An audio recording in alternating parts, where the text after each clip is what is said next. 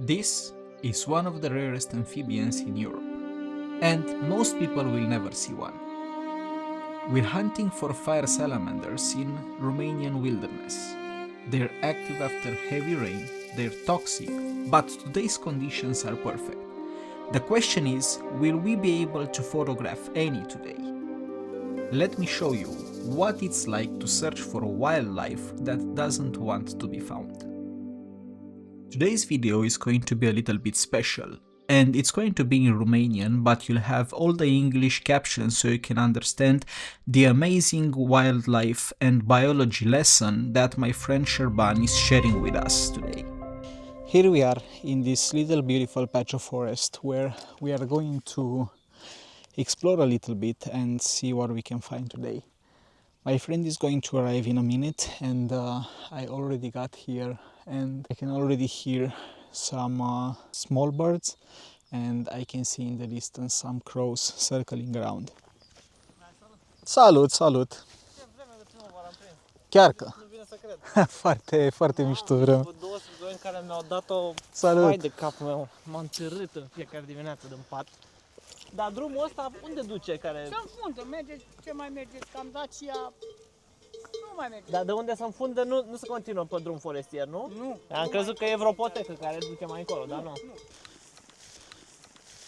Citisem că mai apar și toamna, că peak season-ul e primăvara și Dar aici apoi era mai apă, sunt șanse și totuși. toamna. Aici era apă. Era un râu ușor.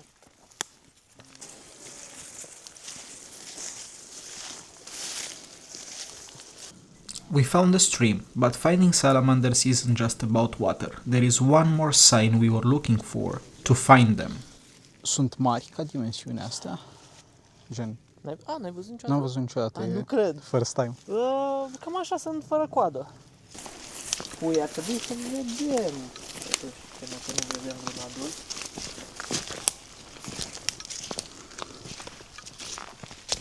Înseamnă că e mediu bun. Da. A și plouat și e puțin mai... Da. E mai umed tot și cred că e mai...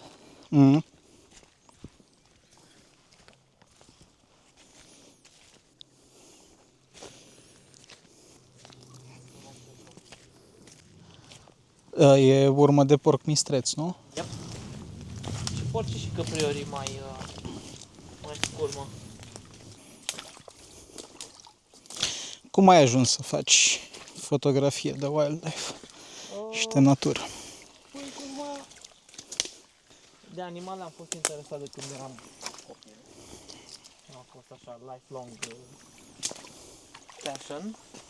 Și fiind în mediul vizual, pe grafică, nu știu, cum am terminat liceul, am făcut grafica, mai serios. A fost intersecția perfectă asta cu Fotografia. fotografia și biologia. La tine cum a început nebunia? Măi, eu am început cu fotografia undeva în pandemie. Deci, destul de încoace. Da, destul de recent. Iar partea asta cu animalele și cu natura am avut de mic. Mama, alunecă ăsta. Yep. Iar partea asta cu animalele și cu natura am avut-o de tot așa de mic. Îmi plăcea foarte mult de tipul ăla, Steve Irwin. Îl urmăream foarte, foarte mult. Cred că a avut o contribuție mare pentru... Ce tare! Interesant, să puteți să fete a doua oară. Sunt destul de lente. Da. Asta e salamandră de foc, nu? Salamandră. E singura pe care o avem în țară, așa că nu diferențiem. Îi zic străinii de foc pentru că în Europa mai e câteva specii. Dar... Stai. Sunt două chiar. Este una aici. Nu știu dacă ai văzut și pe a doua.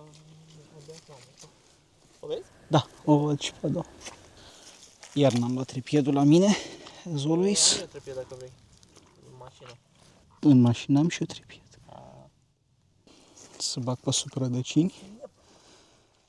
Să bagă să prinde tot bine. Salamandrina e în principal cardiotoxică, dar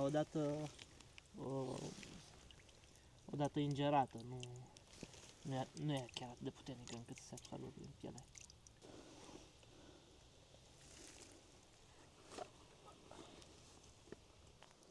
Iar modelul ăla e unic, de la un individ la altul pot fi identificați. După pattern-ul pe care l-au? Arată bine, e grasă, e gata de hibernare, dacă vine frigul. Dar o să mai fie activă. Hibernează sub pietre sau așa? De obicei hibernează în stratul de frunze. Deci nu hibernează aici lângă apă, hibernează mai sus pe versant. Pe la rădăcini de copaci. Arboricolă, da. Poate să începe.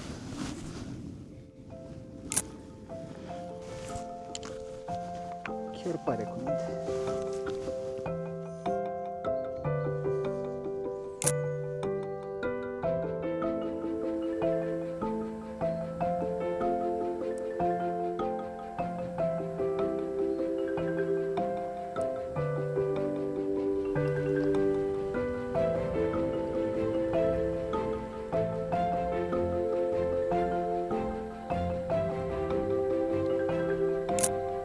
But before we leave, I want to show you something that most photographers miss. Something that reveals whether a forest like this will survive the test of time or not.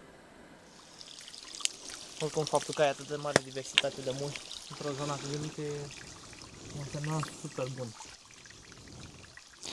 Că e un mediu sănătos? Da. Sunt și o grămadă de ciuperci și de... Ce cât ai Oh, farfuria. N-am mai văzut, sincer, de foarte mult timp ciuperci atât de mari. Crescute atât de mari.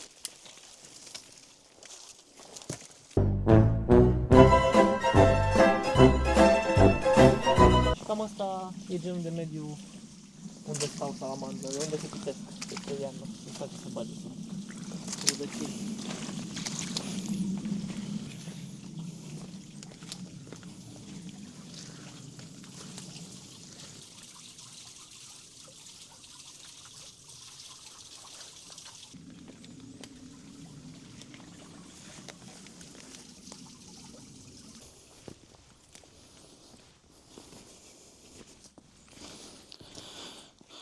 foarte interesant cum își face loc apa și tot.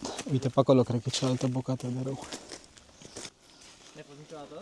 La Comana, la Ciuf de câmp, nu am fost. Da, Am fost la Strigă, pe care n-am văzut-o niciodată. da, nu. E zi frumos. La Vadu am văzut-o noaptea, am avut... Dar e aia negricioasă la vadă, nu e aia Da. albă. Știi, mișto să iei în slow-mo. Ai fi surprins ce spectacol e. Ce sunt ăștia? Coleoptere, nu mai știu exact genul, care trăiesc fix pe suprafața apei, așa, la limita dimensională și se mișcă foarte repede. Notă foarte rapid. Chiar că notă rapid.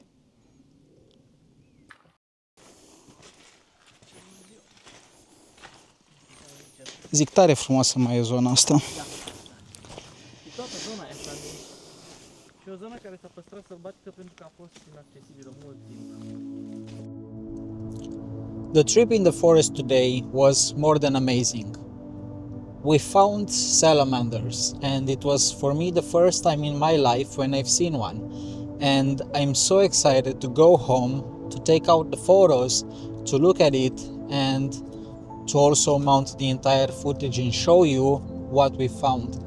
It was a great experience to go out in nature and to find wildlife in its natural habitat, and it was also a very good thing to see that there are still a lot of areas that are well preserved near main roads and near cities. It was such a good experience and such a pleasure to be out with Gabriel, which I've linked his website and his Instagram profile in the description below and here on the screen. He's a very good photographer, a great artist, and such a good voice to listen to and to learn from. So Make sure you follow him and you check his art. Thanks for watching this video, and until we meet again.